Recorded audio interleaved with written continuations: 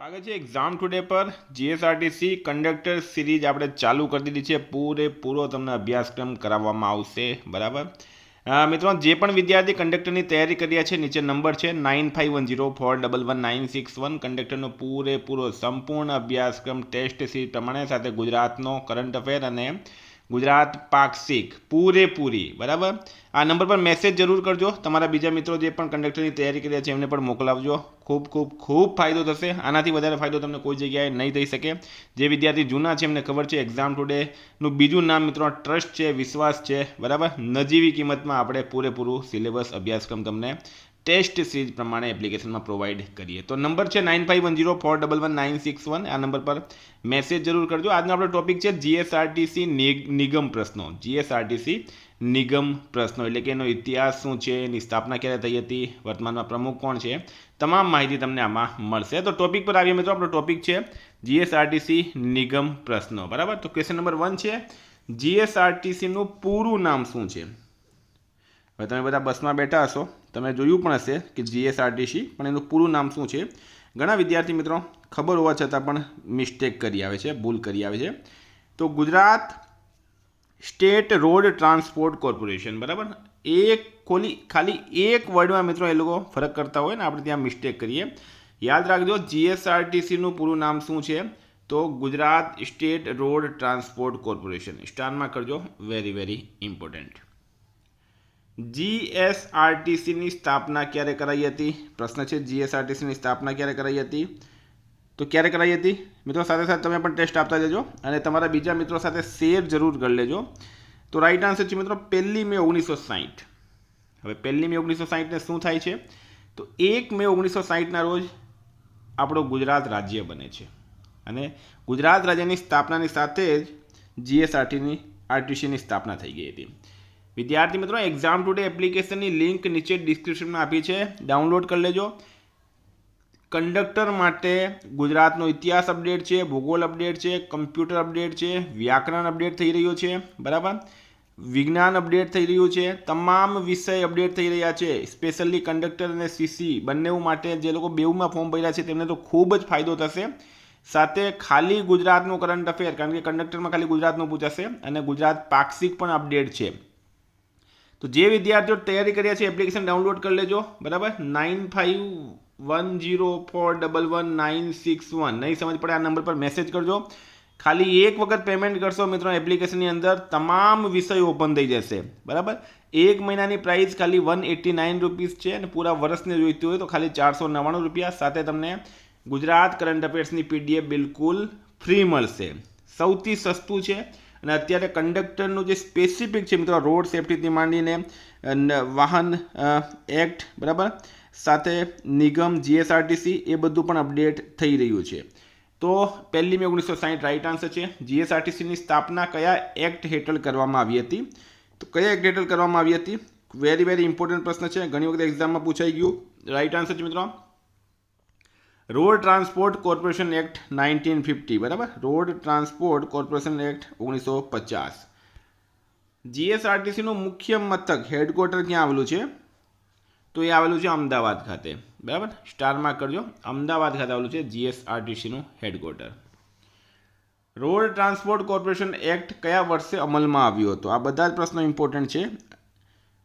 તો 1950માં આવ્યો હતો. મિત્રો, નવા હોય તો ચેનલને સબસ્ક્રાઇબ જરૂર કરજો અને વિડીયો તમારા મિત્રો સાથે શેર કરજો. રોડ ટ્રાન્સપોર્ટ કોર્પોરેશન એક્ટ કયા વર્ષે અમલમાં આવ્યો? 1950ની અંદર અમલમાં આવ્યું છે. જીએસઆરટીસીનો મુખ્ય હેતુ શું છે મિત્રો? તો હેતુ છે જાહેર બસ પરિવહન સેવા પૂરી પાડવી. આ એનો મુખ્ય હેતુ છે, જાહેર બસ પરિવહન સેવા પૂરી પાડવી. એટલે કે બસને લગતો તમને કોઈ પણ ઓપ્શન મળે તો એ તમે અહીંયા કરી શકો છો. જીએસઆરટીસી કયા પ્રકારની સંસ્થા છે? તો રાજ્ય સરકારની જાહેર પરિવહન નિગમ છે. આ નિગમ છે, ખાસ યાદ રાખજો. બરાબર, નિગમ છે. જીએસઆરટીસી એક નિગમ છે. જીએસઆરટીસીની સ્થાપના સમયે ગુજરાતના મુખ્યમંત્રી કોણ હતા? તો હવે જીએસઆરટીસીની સ્થાપના ક્યારે થઈ હતી? 1 મે 1960ના રોજ. બરાબર, અને ગુજરાતના મુખ્યમંત્રી, પ્રથમ મુખ્યમંત્રી કોણ બન્યા હતા? તમને બધાને ખ્યાલ હશે, જીવરાજ મહેતા. તો જીએસઆરટીસીની સ્થાપના સમયે ગુજરાતના મુખ્યમંત્રી કોણ છે? જીવરાજ મહેતા. જીએસઆરટીસીનો વહીવટ મુખ્યત્વે કયા વિભાગ હેઠળ આવે છે? તો પરિવહન મંત્રાલય રાઈટ આન્સર છે, બરાબર, પરિવહન મંત્રાલય.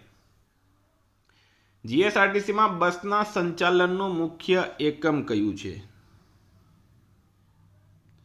તો છે ડેપો, બરાબર, ડેપો. દરેક જીએસઆરટીસીના ડેપો બનેલા છે. એ બધા ડેપો બધા કેટલા છે, કેટલી બસો દોડે છે, કેટલા વિભાગ છે, બરાબર, બધું એપ્લિકેશનમાં અપડેટ થાય છે. જીએસઆરટીસીનું ધ્યેય વાક્ય શું છે મિત્રો? આ પણ પ્રશ્ન ઘણી વખત એક્ઝામમાં પૂછવામાં આવ્યું. તો સ્મિત સાથે સ્ટેરિંગ માઇલ, આ એનો ધ્યેય વાક્ય છે. જીએસઆરટીસીનું મુખ્ય મથક અમદાવાદમાં ક્યાં આવેલું છે? તો અમદાવાદમાં નરોડા ખાતે આનું મુખ્ય મથક આવેલું છે, હેડક્વાર્ટર. નેક્સ્ટ, જીએસઆરટીસીનું સેન્ટ્રલ ઓફિસ ક્યાં આવેલું છે? સેન્ટ્રલ ઓફિસ, તો મિત્રો એ આવેલું છે રાણીપમાં. જીએસઆરટીસીનું સેન્ટ્રલ ઓફિસ આવેલું છે રાણીપ ખાતે. હાલમાં જીએસઆરટીસીના એમડી કોણ છે? મેનેજિંગ ડાયરેક્ટર, તો રાજેન્દ્ર કુમાર જીએસઆરટીસીના એમડી છે, આઈએએસ અધિકારી છે. Gujarat state road transport corporation નિયમો કયા વર્ષે અમલમાં આવ્યા? જો પહેલા સવાલ હતું જીએસઆરટીસી ક્યારે અમલમાં આવ્યું, અહીંયા છે નિયમો ક્યારે અમલમાં આવ્યા, તો એ આવ્યા છે 1971ની અંદર. એટલે કે નિયમોને શું કહેવામાં આવે? તો જીએસઆરટીસી 1971 નિયમો કહેવામાં આવે છે. જીએસઆરટીસી નિયમો 1971 કયા અધિનિયમ હેઠળ બનાવવામાં આવ્યા છે? તો રોડ ટ્રાન્સપોર્ટ કોર્પોરેશન એક્ટ 1950, આના હેઠળ. જીએસઆરટીસી નિયમો 1971 કઈ કલમ હેઠળ બનાવવામાં આવ્યા? તો મિત્રો છે કલમ 44. સ્ટારમાં કરજો, વેરી વેરી ઇમ્પોર્ટન્ટ છે. નેક્સ્ટ, જીએસઆરટીસી નિયમો કઈ તારીખથી અમલમાં આવ્યા છે? તો 1 જુલાઈ 1971, બરાબર, અહીંથી અમલમાં આવ્યા હતા. જીએસઆરટીસીનું વાર્ષિક બજેટ કોણ તૈયાર કરે છે? તો મિત્રો એ કરે છે નિગમ, બરાબર, નિગમ રાઈટ આન્સર છે. જીએસઆરટીસી નિયમો કયા પ્રકારના નિયમો છે? તો પ્રશાસકીય નિયમો છે, બરાબર, પ્રશાસકીય નિયમો છે. જીએસઆરટીસી નિયમો 1971માં કુલ કેટલા પ્રકરણ એટલે કે ચેપ્ટર્સ છે? તો મિત્રો 8 ચેપ્ટર છે, 8. કોન્સ્ટિટ્યુશન્સ ઓફ કોર્પોરેશન કયું પ્રકરણ છે? તો એ છે 2 નંબરનું પ્રકરણ, બરાબર, 2 નંબરનું. ફાઇનાન્શિયલ સ્ટ્રક્ચર કયું પ્રકરણ છે એમાં? તો એ છે 4 નંબરનું પ્રકરણ. જીએસઆરટીસી નિયમો મુજબ નિગમમાં એક ચેરમેન ઉપરાંત કેટલા અન્ય ડાયરેક્ટર હોય છે?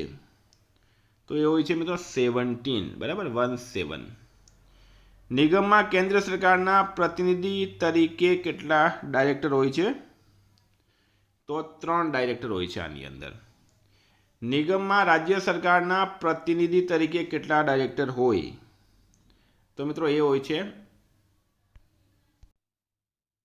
તો 3 ડાયરેક્ટર રાઈટ આન્સર છે આમાં. નિગમના ચેરમેનની નિમણૂક કોણ કરે મિત્રો?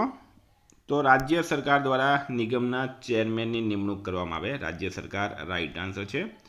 નિગમમાં ડાયરેક્ટરોની નિમણૂક કેટલા વર્ષ માટે કરવામાં આવે?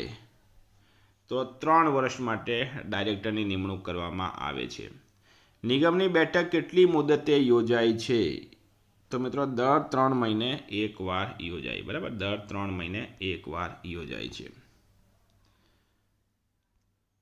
સ્થાપના સમયે જીએસઆરટીસીના કેટલા વિભાગ હતા? તો એ હતા 7 વિભાગ. હવે એના પછી જીએસઆરટીસીને લગતા મિત્રો બધા ટેસ્ટ આપણી એપ્લિકેશનમાં અપડેટ થઈ રહ્યા છે. એપ્લિકેશનની લિંક નીચે ડિસ્ક્રિપ્શન બોક્સમાં આપેલી છે. Thank you. ફરી મળશું. જય હિન્દ, જય ભારત. ટેલિગ્રામમાં જરૂર જોડાઈ લેજો, ટેલિગ્રામની લિંક પણ નીચે આપેલી છે. Thank you.